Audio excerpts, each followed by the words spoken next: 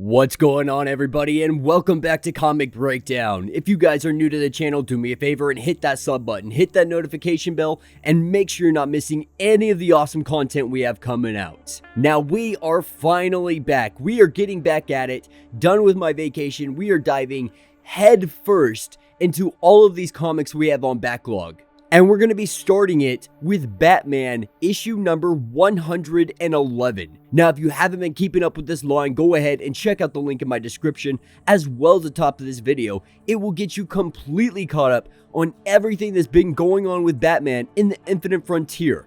And this is an important issue because this is the beginning of the end. This is where Future State really starts. Because in the last issue, we saw Sean Mahoney, now known as Peacekeeper number 1, being put into operation by Simon Saint. With the help of Scarecrow, he has turned Gotham City into essentially a fear state. And using this fear, it helps him implement the Magistrate. And so with that being said, let's dive into this breakdown. Alright gang, so as we jump into this issue, we are picking up with the Peacekeepers making their way to the Unsanity Collective. And right now, Peacekeeper number 1 has a barrel pointed at the head of Miracle Molly. Realizing that they are both outgunned and outnumbered, they raise their hands to the sky, but we see Miracle Molly, her eye says one word, and that word is scream. And Squeak knows exactly what to do. And as Miracle Molly drops to the ground, we see Squeak let out a belching scream. A scream so hard, it throws every Peacekeeper in the vicinity in the opposite direction. This gives them ample opportunity to be able to escape. Grabbing Squeak, Miracle Molly, she takes off. And not sure if they're going to be able to escape, running through a hail of gunfire, this is where we see Breaker come breaking through the floor, and he starts taking on some Peacekeepers. And having this distraction, Miracle Molly and Squeak, they're both able to make it to Master Wise, making it to him. This is when they realize that both of them have been wounded. Miracle Molly, she was just vaguely scratched with a bullet. But Squeak, on the other hand, Squeak took around what appears to be to the stomach, and she is now coughing up blood. And at this point, they don't know what to do. Breaker is their last line of defense. So if Breaker goes down, if Breaker fails going against the Peacekeepers, there might not be anybody else to help save them. But as he says these words, this is when we see the arrival of Batman, Harley Quinn, and Ghostmaker. And as they drop into this fight, they start laying waste to some of these Peacekeepers. And as they're fighting them, they realize that there are drones. But the thing about these drones is they are broadcasting live to TV. So all of Gotham City is seeing exactly what is going on. And what they are seeing is Batman, Harley Quinn, and Ghostmaker all siding with what they are saying is Scarecrow's army. The Unsanity Collective, they're really framing it as if this is all Scarecrow. And so by all accounts, it looks like Batman is helping the bad guys. By all accounts, it looks like he is going against Gotham City. And with this going live, with this going public, now it is open speculation that Batman is the individual that planted the bomb at City Hall. And while he's talking to Oracle about all of this going on, this is when Peacekeeper number 1, he makes his attack. Sean Mahoney goes in for Batman, and Batman flips him like it is no problem. Because at this point, Peacekeeper number 1, he's relatively exhausted. He's been through a lot. Breaker has even gave him a run for his money. So in this moment, Batman could possibly take out Peacekeeper number 1. He could end all of this right here and right now. But he doesn't. Because Miracle Molly calls to him, saying that Squeak is injured and they need immediate evacuation if she is going to be able to survive. And so getting this information, he tells Ghostmaker that Ghostmaker needs to get his ship in here and evacuate as many people as possible. While they are doing this, Breaker is going to do his best to hold off the rest of the Peacekeepers. But Sean Mahoney, he shows us what he is really made of.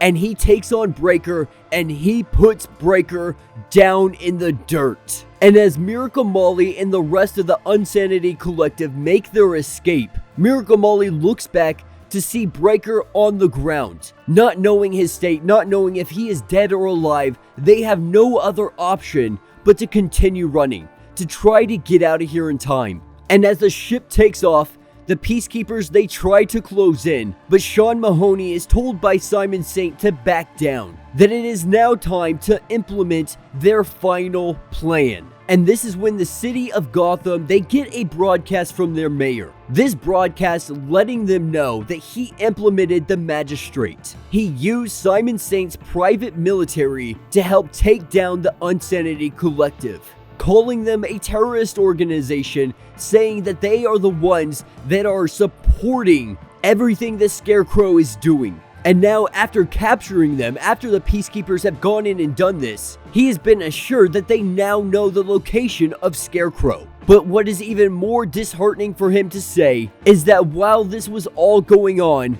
Batman, Harley Quinn, and his associates, they were there. They were there and they were working on the side of Scarecrow. And because of this, the mayor is now implementing a no-mask anti-vigilante law. And so the Magistrate has now been tasked with dismantling vigilantism and heroism inside of Gotham City. And picking up on Ghostmaker's ship, this is where we pick up and we see Ghostmaker patching up Squeak.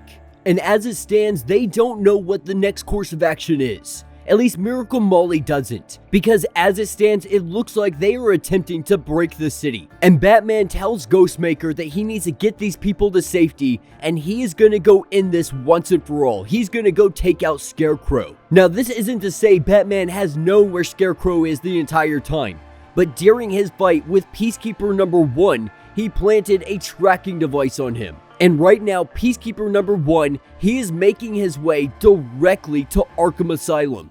And so he can only assume this is where Scarecrow is. And so he's going to go in this right here and right now. And this is where we pick up at Arkham Asylum. Peacekeeper number 1 has made his way there. And Simon Saint, he is communicating with Scarecrow, telling him how great of a job he has done. And as it stands, he wants to arrest him. Simon Saint wants to make a spectacle of it. But at the end of the day, he's going to release Scarecrow. He's going to release him and have him work for the Magistrate. And so it's all for PR. It's all for show. That way they make it look like they're arresting Scarecrow and bringing order to the city. But of course, Scarecrow has other plans. Because now that Gotham City is in a state of fear that is so high, it can only be comparable to wartime, Scarecrow doesn't want to stop. Why would he stop? This is the best and biggest experiment he has ever run with fear. And now he wants to take it a step further. He wants to enter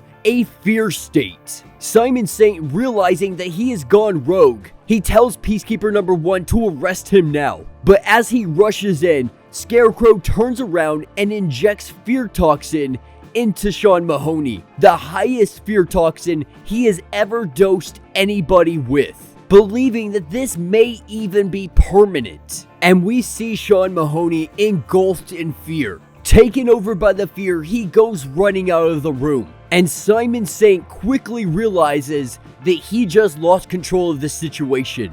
And in the midst of all of this, Batman has made his way here, hiding up in the rafters, waiting for his opportunity. But Scarecrow already knows he's here, telling Batman that he can come out of the shadows. But when Batman decides not to, we see Scarecrow hit a switch and Batman come falling from the ceiling. And Scarecrow lets him know that he has a lesson to teach all of Gotham City. With his new fear toxin, he plans to teach everyone. And his first pupil is one and only Batman. And this is what's going to bring us into Fear State. And with this issue coming to a close, this is where we pick up with the Ghostmaker story. Now, picking up on Devil Skull Island, this is where we pick up with Ghostmaker, currently going through a rigorous trial to try to get to Madame Midas, to try to take out all of his villains that are now joined in one area because of Madame Midas.